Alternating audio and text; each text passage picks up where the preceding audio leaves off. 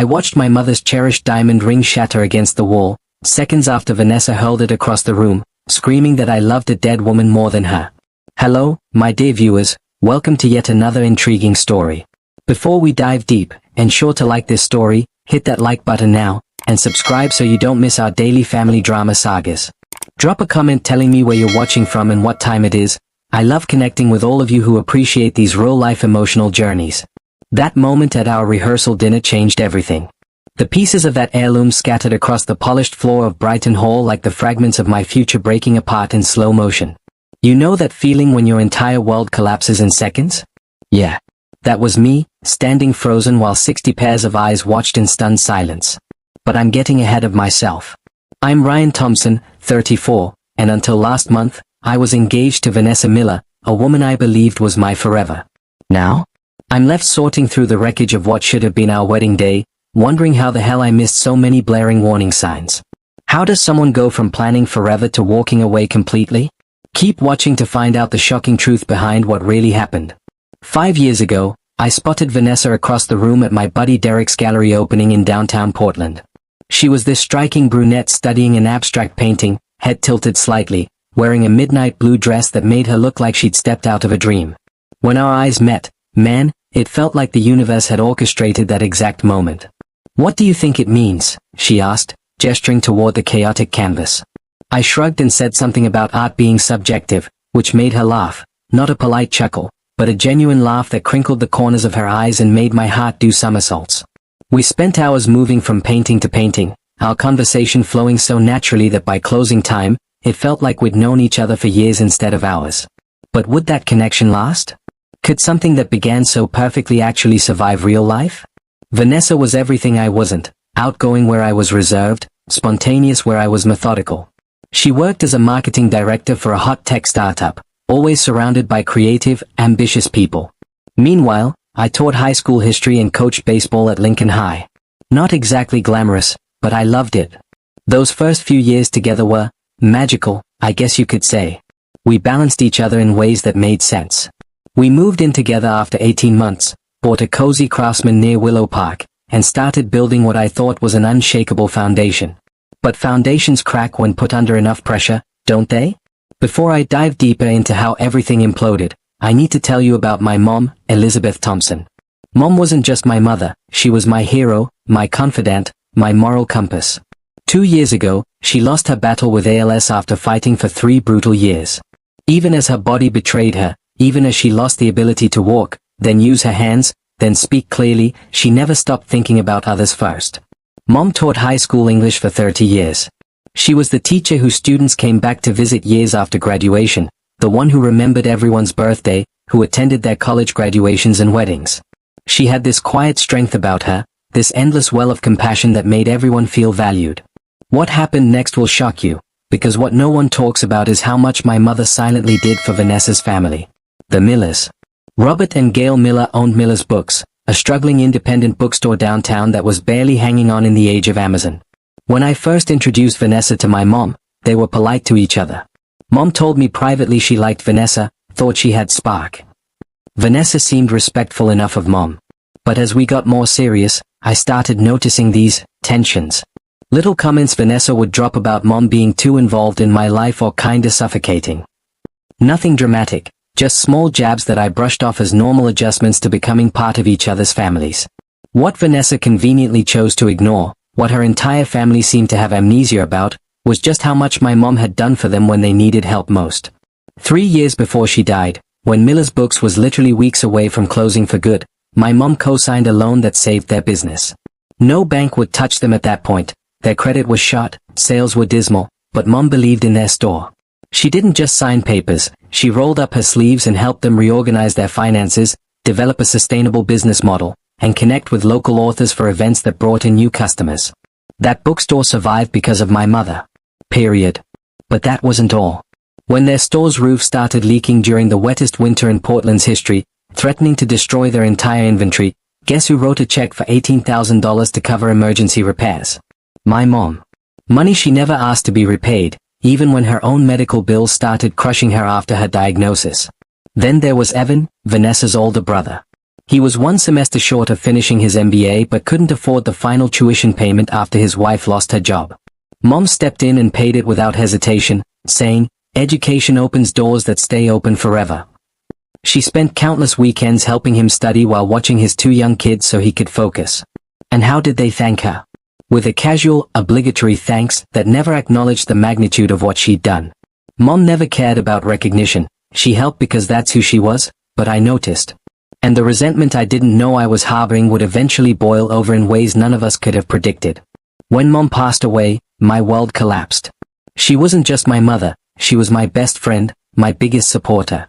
Losing her felt like losing half of myself. Was Vanessa there for me during the worst of it? I thought so at the time. Now I see her support was minimal at best, mechanical at worst. "You need to move on, Ryan," she'd say, barely looking up from her phone. "Your mom wouldn't want you dwelling on this." Maybe that was true, but it didn't help. It felt dismissive. Like my grief was an inconvenience with an expiration date. Yet despite these warning signs, a year after Mom died, I proposed to Vanessa at Lakeside Park where we'd had our first official date. The sunset painted the water gold and pink, and when I got down on one knee, she cried and said yes immediately. I was so sure in that moment that I was making the right choice. But sometimes the clearest vision comes only after everything falls apart. What happens when the person you're planning forever with isn't who you thought they were? Keep watching to find out the devastating truth I discovered. Wedding planning started like a perfect dream. We secured Westfield Gardens for a June ceremony, began assembling our guest list, and Vanessa dove into Pinterest boards for everything from floral arrangements to place settings. I was just happy seeing her excited, focusing on the big picture, our future together. But that dream? It was about to turn into something I didn't recognize. The first rehearsal warning shot came when we discussed the ceremony itself. I wanted to include a tribute to my mom, nothing elaborate, just a moment of silence, maybe a reading of her favorite poem, or displaying her photo with a candle. Something small but meaningful that would make it feel like she was there with us. "I don't know, Ryan," Vanessa said, frowning slightly. "Weddings are supposed to be joyful celebrations. Won't that make everyone, super uncomfortable? It might bring down the whole vibe." "It's important to me," I insisted, feeling that familiar tightness in my chest whenever I had to defend keeping Mom's memory alive. She should be there in some way. Vanessa sighed dramatically, that little crease appearing between her perfectly shaped eyebrows. "I understand, but maybe we could do something private, before the ceremony? The wedding day should be about us, not..." She trailed off, but her meaning was crystal clear, "Not about your dead mother." Could she really be this callous about something so important to me? Was I overreacting? These questions kept me up that night, staring at the ceiling while Vanessa slept peacefully beside me. I let it go because I didn't want to fight. But something felt off. This was the woman who had held my hand at Mom's funeral, who had helped me sort through her belongings afterward. How could she not understand why this mattered so much? As planning progressed, Robert and Gail, Vanessa's parents, started inserting themselves everywhere. What began as occasional suggestions became frequent demands disguised as helpful advice. The guest list mysteriously expanded to include dozens of their business associates. The simple, elegant wedding we'd envisioned was transforming into a networking event for Miller's Books. "Dad knows what he's doing," Vanessa would say whenever I raised concerns. "He's connected to everyone in Portland. This is good for us." But was it?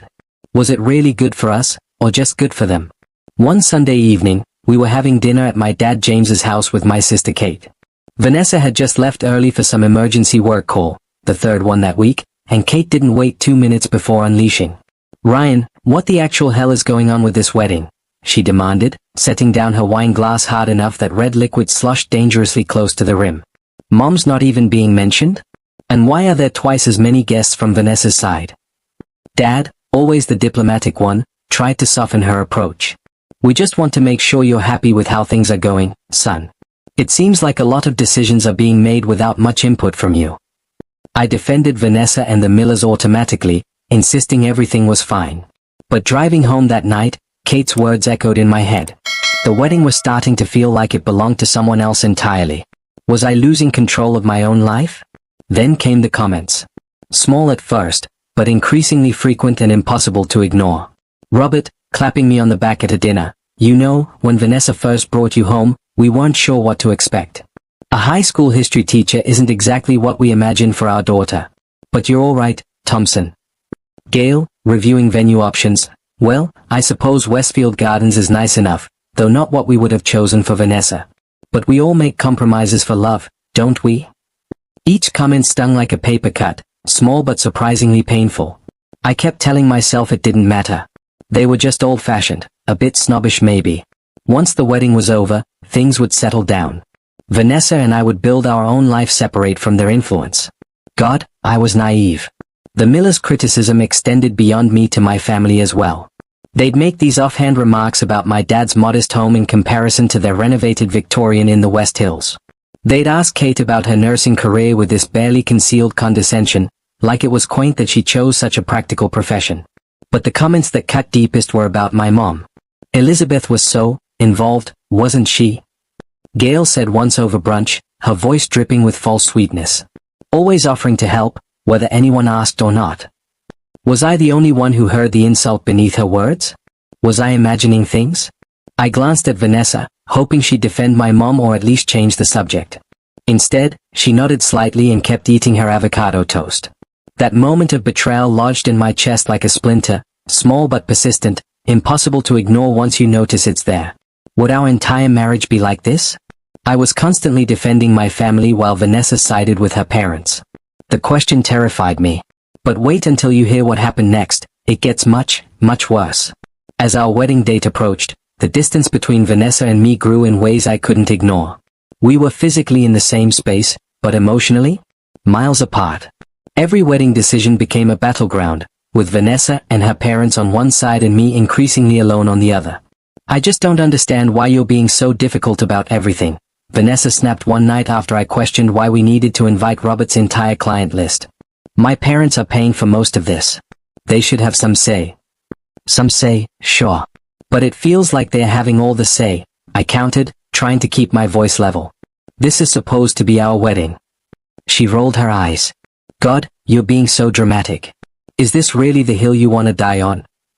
Maybe it should have been.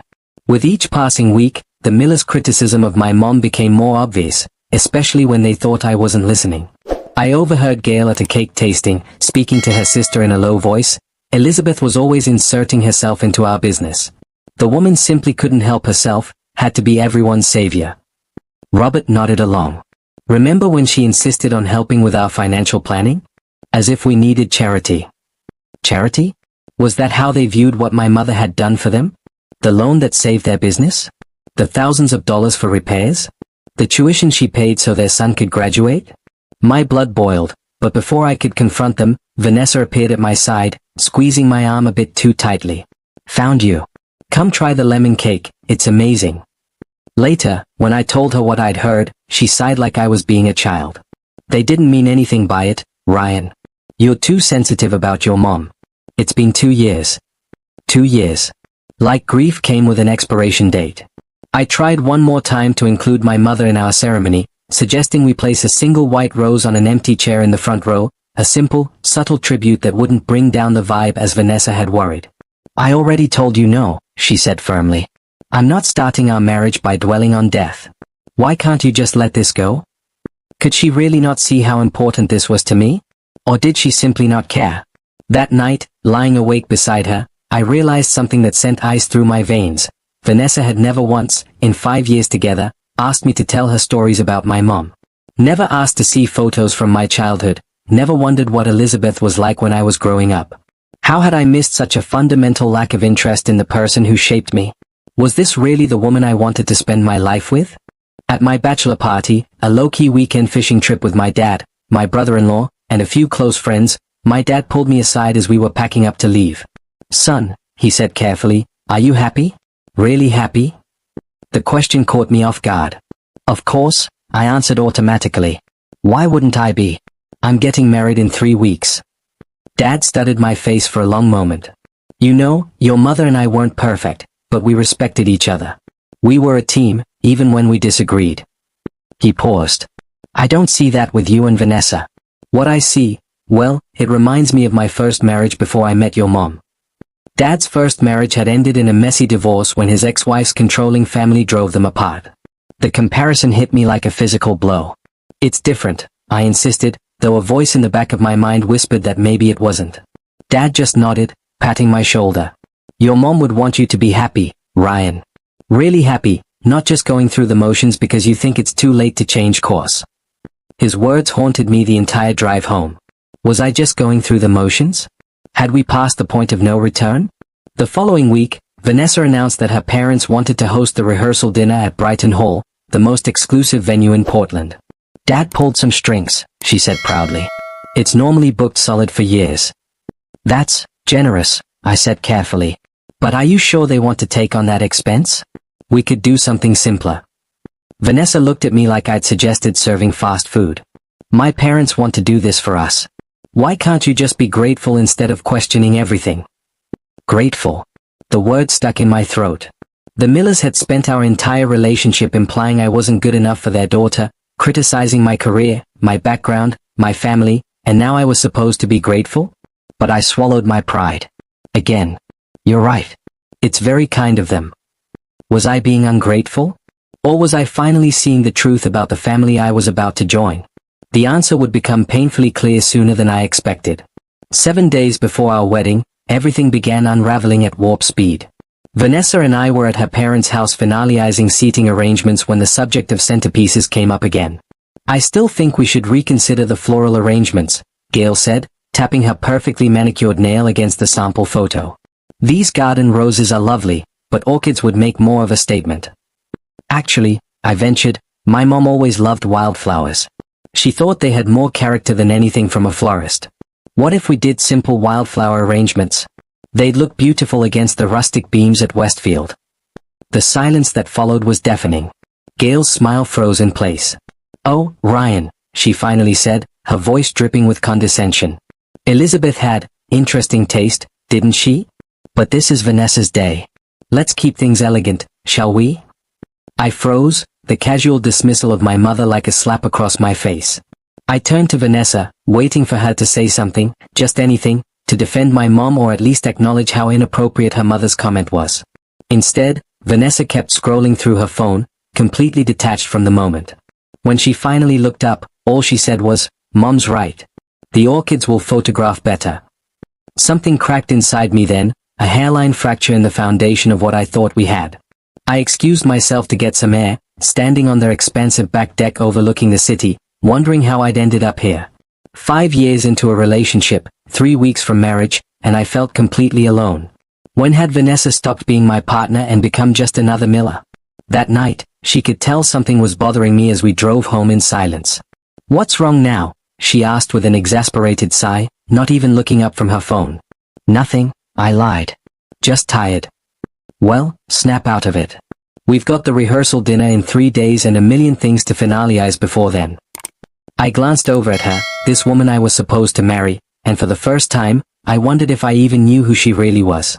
Had she always been this dismissive of my feelings? This aligned with her parents' values instead of mine? Or had I just been too blind to see it? But the real gut punch was still coming. 2 days before the rehearsal dinner, Vanessa casually mentioned that she and her parents had made a few adjustments to the guest list for the dinner. "What kind of adjustments?" I asked, immediately suspicious. "Nothing major," she said, waving her hand dismissively. "Just added a few important connections of Dad's and trimmed some of the, less essential people." "Less essential people," I repeated slowly. "Who exactly got cut from our rehearsal dinner?" She had the decency to look slightly uncomfortable. "Just your cousins from Ohio and your dad's sister. And your mom's brother. They're all still invited to the wedding, obviously. We just needed room for Dad's publishing contacts." I stared at her in disbelief. "You cut my family from our rehearsal dinner to make room for your dad's business associates? Without even discussing it with me?" "God, Ryan," she snapped. "Why are you being so dramatic? It's just dinner. Not everyone has to be at everything." "Those people are flying across the country for our wedding," I said, my voice dangerously quiet. "My Uncle Bill was my mom's only sibling. He lost his sister, don't you think he deserves to be included?" Vanessa rolled her eyes. "It's not personal. We just had limited space, and Dad thought." "That's the problem right there," I interrupted. "Your dad thought. Your dad decided. Your dad rearranged our wedding events without even consulting me. When do I get a say, Vanessa? When does this become our wedding instead of the Miller family production? She stared at me like I'd grown a second head. You're being ridiculous right now. My parents are being incredibly generous, and all you do is complain. Do you even want to marry me? The question hung in the air between us, and for the first time, I honestly wasn't sure of the answer. I want to marry the woman I fell in love with, I said finally. I'm just not sure she exists anymore. Vanessa's eyes widened, then narrowed. What is that supposed to mean? It means I haven't recognized you lately. You've become one of them. Everything your parents say goes, and I'm just expected to fall in line. That's not fair, she protested, but there was a flicker of something in her eyes, guilt, maybe? Awareness? My parents want what's best for us. No, I corrected her. They want what's best for them, and what looks good to their social circle. And you're letting them turn our wedding into their personal showcase. We went to bed angry that night, the tension between us thick enough to cut with a knife. As I lay there listening to Vanessa's steady breathing, I wondered if this was what our marriage would be like, me constantly fighting for a place in my own life while the Millers called all the shots. Was that what I wanted for the next 40 years? The day of the rehearsal dinner arrived with a sense of impending doom hanging over me. I tried to push aside my doubts and focus on getting through the evening. Maybe I was overreacting. Maybe once the wedding was over and the pressure was off, things would improve. Vanessa spent the entire drive to Brighton Hall texting furiously, barely acknowledging my attempts at conversation. When I asked if everything was okay, she just mumbled something about last-minute details and kept typing. As we pulled into the parking lot of the restored historical mansion that housed Brighton Hall, I took a deep breath and reached for her hand. Hey, I said softly. No matter what happens in there, I love you. Let's try to enjoy this evening, okay? She finally put her phone down and offered me a small smile. You're right. I'm sorry I've been distracted. There's just been so much pressure to make everything perfect. For that brief moment, I saw a glimpse of the Vanessa I'd fallen in love with, the woman who could disarm me with a single smile. But that glimpse would be short-lived. Brighton Hall looked like something out of a magazine spread, all gleaming hardwood floors, crystal chandeliers, and floor-to-ceiling windows overlooking manicured gardens. As we walked in, Robert Miller was already holding court near the entrance, shaking hands with arriving guests like a politician at a fundraiser. There's the happy couple, he boomed when he spotted us, pulling Vanessa into a hug before offering me a firm handshake. Ryan, good to see you. Everything to your satisfaction? It's beautiful, I admitted, because it was. Thank you for arranging this. He waved off my thanks. Nothing but the best for my little girl. We Millers have a reputation to uphold, after all. And there it was, the reminder that this dinner wasn't really about celebrating our upcoming marriage. It was about the Miller family image. As more guests arrived, I began noticing exactly what Vanessa had meant by adjustments to the guest list. The room was filling with people I barely recognized, business associates of Robert's, friends of Gail's from her country club, distant relatives of Vanessa's I'd met maybe once. My side of the room? My dad looked uncomfortable in his best suit. My sister Kate and her husband. My two closest friends from college. That was it. My Uncle Bill, who had flown in from Ohio specifically for our wedding weekend, was conspicuously absent. So were my dad's sister and her family. So were my cousins who had texted me excitedly about landing in Portland just hours earlier. I pulled Vanessa aside when I could finally get her away from her mother's friends. Where's Uncle Bill? Where's the rest of my family? I thought you said they were just cut from the dinner list, not banned from the venue entirely. Vanessa had the grace to look slightly embarrassed. Dad thought it would be awkward to have some family members here but not others, so he suggested they all come to the brunch tomorrow instead. He suggested, I repeated flatly. And you went along with it. Without telling me. I was going to tell you, she said defensively. There just wasn't a good time.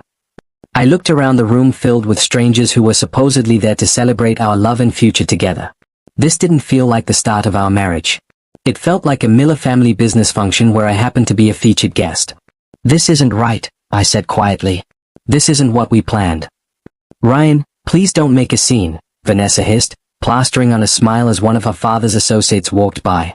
We can talk about this later. Later. Always later.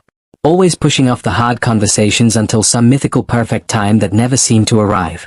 Dinner itself was a lavish affair, 5 courses of expertly prepared food that I could barely taste through my growing anger and disappointment.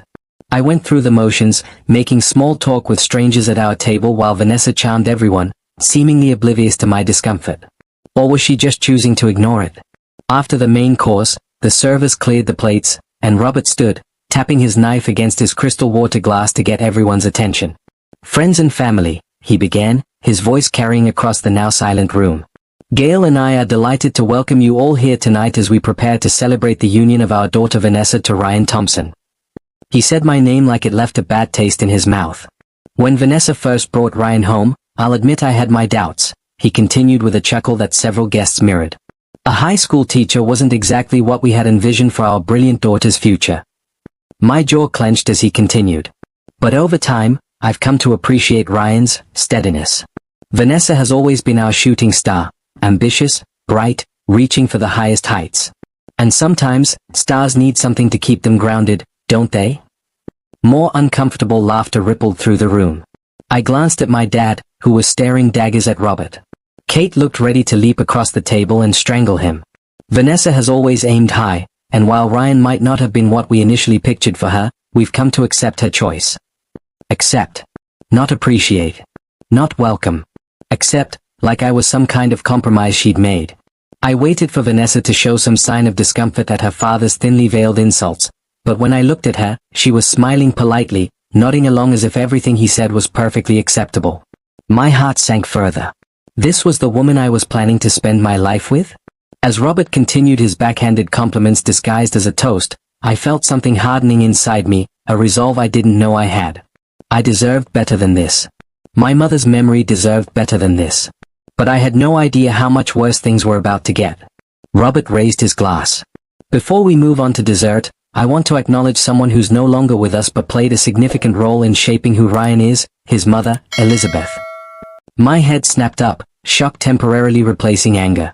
Was Robert actually going to say something genuinely nice about my mom? I should have known better.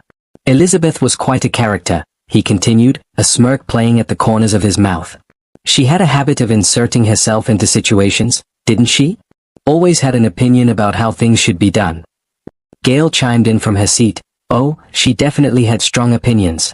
Remember how she always insisted on helping us even when we didn't ask?" The room had gone deathly quiet. My dad's face had turned ashen, and Kate was gripping her napkin so tightly her knuckles were white. Robert laughed. "But in all seriousness, Elizabeth was a generous woman. She helped us out quite a bit, sometimes too much, if I'm being honest." He winked like it was some kind of inside joke. "We'll be sure to keep her spirit alive at the wedding. Let's just hope Ryan doesn't inherit her enthusiasm for taking charge, though. We wouldn't want him meddling too much, right?" That was the moment everything changed, the moment the last thread holding my future with Vanessa together snapped completely. They were mocking my mother's memory. Mocking her generosity. Mocking everything she had done for their ungrateful family. And Vanessa? She was laughing. Actually laughing along with them like it was all just harmless fun. As Robert sat down to scattered, uncomfortable applause, Gail approached our table, laying a hand on my arm. "Ryan," she said sweetly, "I hope you weren't offended. Robert and I just wanted to add a little humor to the evening. It's all in good fun." All in good fun. Making fun of my dead mother, the woman who had saved their business, paid for their repairs, and put their son through school, was good fun? Something inside me snapped. I stood up, my chair scraping loudly against the hardwood floor. "Are you serious right now?" I asked, my voice low but shaking with barely controlled fury. The room went completely silent. All eyes turned to me. Vanessa tugged at my sleeve, whispering frantically, "Ryan, sit down. You're making a scene." But I was done sitting down. Done swallowing my pride. Done letting the Millers rewrite my mother's story to suit their narrative. What I did next? I bet you don't want to know. Now, it's time for some real action. The crystal champagne flute in my hand suddenly felt too fragile, like it might shatter under the pressure of my whitening knuckles. Around me, the opulent rehearsal dinner at Brighton Hall continued in slow motion, waiters circulating with appetizers that cost more than my first car, the chandelier light catching on Vanessa's 3-carat diamond ring that she'd insisted needed an upgrade from my mother's heirloom. My mother. Elizabeth Thompson. Dead just 8 months. And now the butt of jokes at my own rehearsal dinner. Elizabeth was certainly generous, Gail Miller continued, lifting her wine glass as if in toast. Her voice dripped with the practiced sophistication she'd acquired only after my mother had saved their failing bookstore. Perhaps a bit, how should I put this, overly invested in our family's affairs. Polite laughter rippled through the crowd, mostly Vanessa's family, mostly people who'd never even met my mom. Never seen how she fought through ALS with dignity. Never known how she'd quietly helped the Millers while asking nothing in return. Vanessa squeezed my hand, but when I looked at her face, I saw it. The slight curl at the corner of her lips. She was enjoying this. You know that moment when everything suddenly comes into focus? When all those little doubts you've been pushing down suddenly arrange themselves into a truth so clear it's like getting punched in the throat. The way she would just show up at the bookstore with suggestions, Robert continued, making air quotes. Always checking the books, always asking if we needed money. I mean, we appreciated it, but did she have to be so controlling about it? More laughter. My father, James, and sister Kate sat rigid across the table, their faces masks of barely contained fury. And remember when she insisted on paying for Evan's grad school? Gail chimed in, nodding toward Vanessa's brother, who at least had the decency to look uncomfortable. As if we couldn't provide for our own son. Could they, though? Wasn't that the whole point? That my mother had stepped in when they were about to lose everything? Vanessa leaned into me then, whispering, "They're just having fun, babe. Don't be so sensitive." And that's when I knew. Tomorrow wasn't going to happen. Not the vows, not the reception, not the honeymoon in Bali that Vanessa had insisted on because your mom would have wanted us to enjoy ourselves. "Robert," I heard myself saying, standing up slowly. The room didn't go quiet immediately, these moments never happen like they do in movies. But gradually, faces turned toward me, conversations dying as they registered the look on my face. What would happen next? Would I regret whatever came out of my mouth? Was I about to blow up my entire future over a few tasteless jokes? Did I even care anymore? "I'd like to propose a toast of my own," I said, my voice steadier than I felt. The room settled into an expectant hush. Vanessa's smile froze on her face, that practiced, camera-ready smile that I'd once found so charming. Now it just looked like a mask. "To my mother, Elizabeth Thompson." I raised my glass, watching Robert and Gail exchange glances. "The woman who saved your family's bookstore when the bank was 2 weeks from foreclosure." The silence in the room became absolute. "Ryan," Vanessa hissed, tugging at my sleeve. "What are you doing?" What was I doing? Burning bridges? Creating a scene? Or maybe, finally, standing up for the woman who'd given everything to people who didn't deserve it? "To Elizabeth," I continued, ignoring Vanessa, "who wrote a personal check for $87,000 to cover your mortgage and inventory debts. Who spent weekends helping reorganize your store. Who connected you with her publisher friends to host events that put your little shop on the map." Robert's face had turned an interesting shade of purple. "Now see here." "I'm not finished," I said, surprised by the steel in my voice. "To my mother, who paid $42,000 for Evan's first year of business school when your investments fell through. Who never asked for recognition, who never held it over your heads, who only wanted to help because that's the kind of person she was." Gail was frantically signaling to a waiter, perhaps hoping another round of drinks might defuse the situation. Too late for that. And what did she get in return? To be mocked at her son's rehearsal dinner by the very people she lifted up.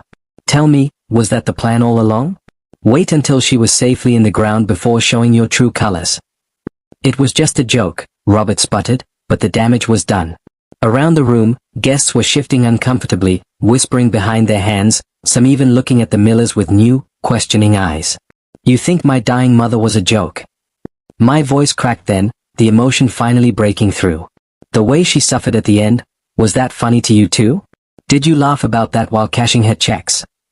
Vanessa stood then, tears starting to form, but were they real, or just another performance? How had I never noticed before how calculated her emotions seemed? "Ryan, please," she begged, touching my arm. "They didn't mean anything by it. You're overreacting." And there it was. The final betrayal. Am I, Vanessa? Am I overreacting to people mocking my dead mother? Or have I been underreacting this entire time?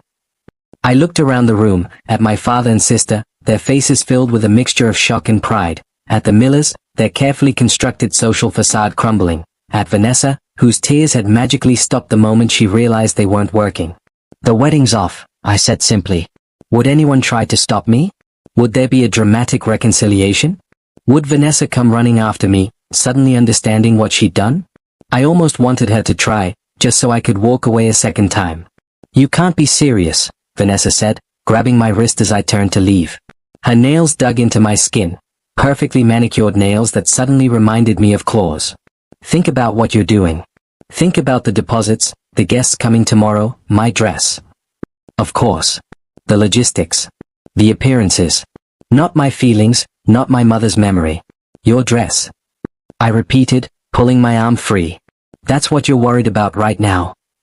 The room had descended into chaos, people standing, whispering, some even edging toward the exits like they could smell the disaster unfolding and wanted no part of it. You know what I mean, she snapped, dropping the wounded act entirely. We've invested everything in tomorrow. You can't just walk away because your feelings got hurt over a few harmless jokes. I stared at her, really seeing her for the first time. Had she always been this person? Or had I been too blinded by grief and loneliness after losing Mom to notice? Tell me something, I said quietly, though in the tense silence of the room, everyone could hear. When did you start seeing my mother as a joke? Was it before or after she helped your family keep their home? Before or after she paid for your brother's education? Before or after she spent her final days making sure everyone she loved was taken care of? Robert stepped forward then, attempting damage control. Now, Ryan, let's not blow this out of proportion. We all loved Elizabeth in our own way. Don't say her name, my father interrupted, standing to join me. He'd been quiet until now, but the disgust in his voice could have cut glass. Don't you dare pretend you loved her when you've been living off her generosity and mocking her behind our backs. James, please, Gail tried, her society smile strained to breaking point. This is all a misunderstanding. Is it? My sister Kate joined us, forming a united front. Because it sounded pretty clear to me.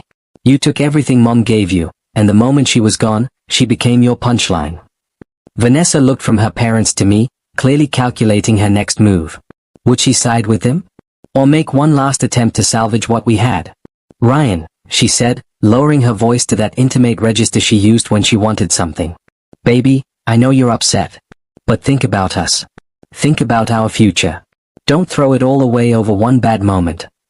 For a heartbeat, I wavered. 5 years together. A lifetime planned.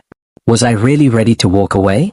Then I remembered my mother's face the last time Vanessa had visited her in hospice, the tight smile, the way her eyes had followed Vanessa around the room as if trying to solve a puzzle. Had she seen something I hadn't? Had she been trying to warn me?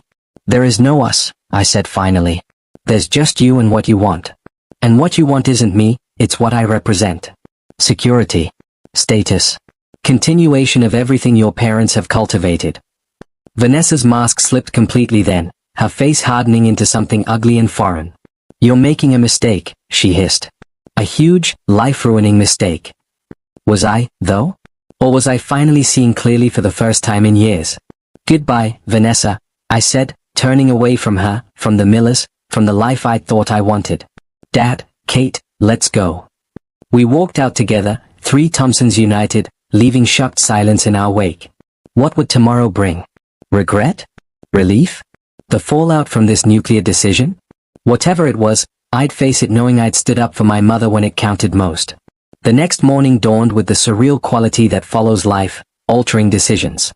My phone had exploded overnight, 32 missed calls, 67 texts, countless social media notifications. I ignored them all. Instead, I sat on my apartment balcony, watching the sunrise, the same sun that should have risen on my wedding day. The same light that should have filtered through stained glass as Vanessa walked down the aisle. Did I feel regret? Loss? Relief? All of the above, swirling together into something I couldn't quite name. The knock on my door came around 9. I knew who it was before I even checked the peephole. Vanessa stood in the hallway, looking nothing like the polished bride-to-be from last night. Her hair was pulled back in a messy ponytail, her face scrubbed clean of makeup, wearing jeans and one of my old college hoodies. This was the Vanessa I had fallen for, casual, seemingly unguarded, approachable. But was it real? Or just another carefully calculated costume? Can I come in? She asked, her voice small. Against my better judgment, I stepped aside. One last conversation. One last chance to understand how it ended up here. You embarrassed me, she said once the door closed behind her. Not I miss you or I'm sorry, but you embarrassed me. Priorities in crystalline clarity. Your parents insulted my dead mother, I replied evenly. So I guess we're both disappointed. She sighed, moving to the window where she'd stood countless times before, looking out at the city skyline. They went too far. I know that. But you went nuclear, Ryan. You couldn't have just talked to me privately? Did you have to destroy everything we built? Had we built anything real, though? Or had it all been an elaborate performance, her playing the role of loving fiancée while secretly aligning with her parents' disdain? Would you have listened? I asked. If I'd pulled you aside and told you how much it hurt to hear them mock her, would you have actually cared? Or would you have told me to get over it for the sake of appearances, like you've been doing since she died? Her silence was answer enough. I loved you, Vanessa, I said, surprised by how past tense it already felt. But I think I fell in love with someone who didn't actually exist. She turned to me then, tears welling in her eyes, real ones this time, I thought. Maybe the first genuine emotion I'd seen from her in months. That's not fair, she whispered. I loved you, too. I still do. But you have to understand, my parents have expectations. They have standards. I was trying to bridge two worlds. By letting them ridicule the woman who saved your family from financial ruin. She flinched. They have their pride, Ryan. Being helped like that, it was humiliating for them. So humiliating that they accepted every dollar? So humiliating that they let her pay for Evan's education? That's not pride, Vanessa. That's hypocrisy. She moved toward me then, reaching for my hands. I let her take them, feeling nothing but a distant sadness where passion should have been. We can fix this, she insisted. We can postpone the wedding, work through this. I'll talk to my parents. They'll apologize. Would they, though? Would an apology forced by their daughter to salvage her relationship mean anything? And more importantly, would it be enough? Some things can't be fixed, I said gently, withdrawing my hands from hers. Some revelations can't be unseen. So that's it. Anger flashed across her face. 5 years together, and you're throwing it all away over one bad night. It wasn't one night, though. It was a pattern I'd been ignoring, the subtle digs at my background, the way she'd vetoed including my mother's memory in our wedding, the gradual isolation from my family and friends. Last night had just finally opened my eyes. I think you should go, I said, moving to open the door. The venue has my credit card on file. They can keep the deposit. She stood frozen for a moment, perhaps waiting for me to change my mind. When I didn't, something shifted in her expression, the vulnerability hardening into something colder, more calculated. You'll regret this, she said flatly. When you're alone and you realize what you threw away. Would I? Or would this moment of courage be the one that saved me from years of slowly losing myself? Goodbye, Vanessa. After she left, I sat alone in my apartment, the apartment we'd chosen together, filled with furniture we'd picked out, photos of our life together. Everything suddenly felt like props on a stage, the set of a play that had abruptly closed. My phone buzzed with a text from Kate. You okay? Was I? Would I be? I didn't know yet. But for the first time since my mother died, I felt like I could breathe again. 3 days after what should have been my wedding day, I was sorting through my mother's belongings, a task I'd been avoiding for months. Dad had suggested it might help with closure, both for Mom's death and the end of my relationship. He might have been right. Each item I touched, her favorite scarf, her dog-eared novels, her collection of vintage brooches, brought back memories untainted by Vanessa or the Millers. Pure connections to the woman who had shaped me. That's when I noticed it was missing. My great-grandfather's pocket watch, the one piece of family history that had survived generations, the timepiece that had traveled from Ireland during the potato famine, survived 2 world wars, and ended up in my mother's careful keeping. The watch she'd specifically left to me in her will. The watch that should have been in the small cherrywood box on her dresser. But it wasn't there. I tore through the remaining boxes, convincing myself I'd overlooked it. But deep down, I already knew. I'd seen Vanessa admiring it once, commenting on its potential value, asking pointed questions about its provenance. It's just an old watch, I told her then.